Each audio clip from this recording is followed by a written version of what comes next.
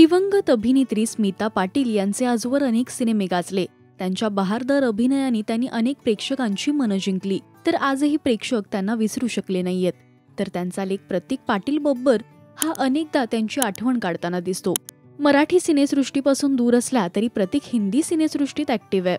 त्याने आजवर छिछोरे, जाने तू या जाने ना, धोबी घाट यासारख्या अनेक सिनेमांमध्ये काम केलंय.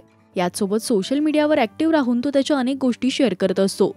तर प्रतीकने 2019 मध्ये सान्या सागरशी लग्न केलं होतं. अनेक वर्ष डेट केल्यानंतर त्यांनी लग्नाचा निर्णय घेतला. तर 2023 मध्ये त्यांनी घटस्फोट घेतल्याचं समोर आलं. तर आता प्रतीक मॉडेल प्रिया बॅनर्जी सोबत रिलेशनशिपमध्ये असल्याची चर्चा आहे.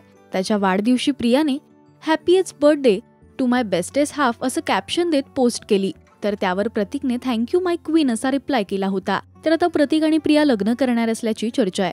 तुमचं यावर काय म्हणणं आहे हे आम्हाला कमेंट्समधून नक्की सांगा. मराठी सिने विश्वातील बातम्या, अपडेट्स आणि गॉसिपसाठी तुम्ही सबस्क्राईब करा राजश्री मराठी.